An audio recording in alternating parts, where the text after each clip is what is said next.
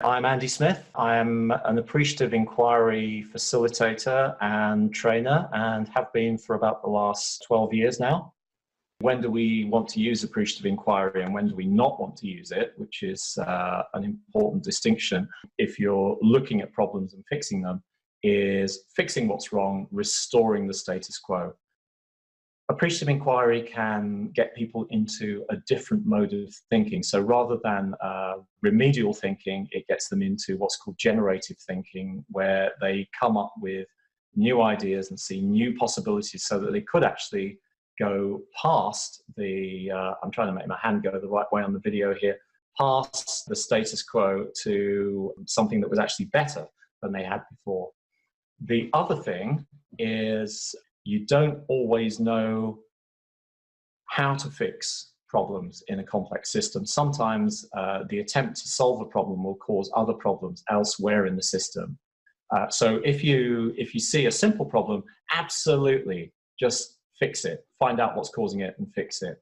If on your second or third attempt at fixing it, things are still going wrong, maybe somewhere else in the system or maybe with the time lag, then maybe you've got a more kind of complex problem that demands a different approach, like, for example, appreciative inquiry. Drop in another thing here about the downside of just looking at problems to fix them. And this is an example from a concept called Safety 2. I don't know if you've come across this, Safety 1 and Safety 2. I read the other week, actually, a great article by a guy called Sidney Dekker called Why Do Things Go Right on his safetydifferently.com website. And he was talking about when he was working in a healthcare organization, they had a problem in that when the patients who walked or were being carried in through the doors of the hospital to receive care, 1 in 13 of them were actually being hurt in some way. They like bumped into the door, or so they got little injuries going through the doors. That was pretty sloppy. 1 in 13 seems quite high. When they investigated these accidents, they found a range of factors, including, I'm going to read the list here, I'm not going to pretend to have it all in my head. Workarounds, shortcuts, violations, guidelines not followed, errors, miscalculations, unfindable people or medical instruments, unreliable measurements, user-unfriendly technologies, organizational frustrations, supervisory shortcomings, all the usual stuff, right? Where people aren't sticking to the regulations. But then they did something that hadn't been tried before. They looked at the other 12 out of 13 incidents where things went right. And they started looking at, okay, why did these things go right? Let's investigate those. Guess what factors they found to be present in all of those? Workarounds, shortcuts, violations, guidelines not followed, errors and miscalculations, etc., etc., etc. They found the same factors as were present when things went wrong. So there was more going on than just what they thought were the causal factors of mistakes.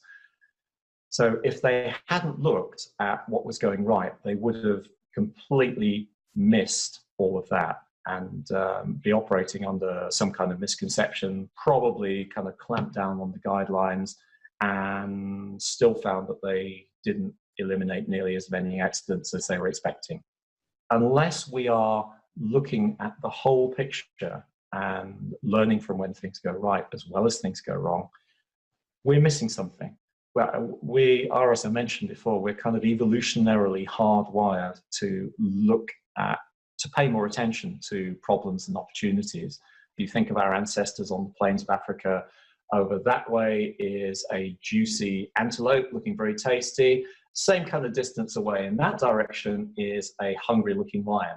So those of our ancestors who paid more attention to the lion than to, more attention to the antelope than they did to the lion, they probably didn't get to pass their genes on to us. We're almost hardwired to look at problems and pay more attention to negatives than to positives. We need methods sometimes to deliberately counteract that and make us pay attention to the positives as well, because there's lots of gold there. I think, yes, you can, because that's how most companies, most organizations operate a lot of the time.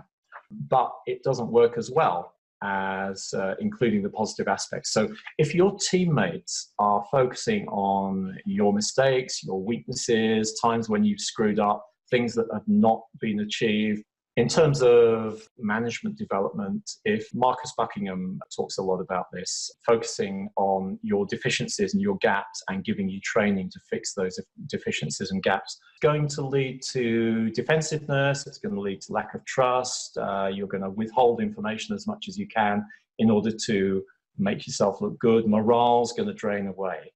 If you don't like your teammates, you're not going to be as motivated to make the team success.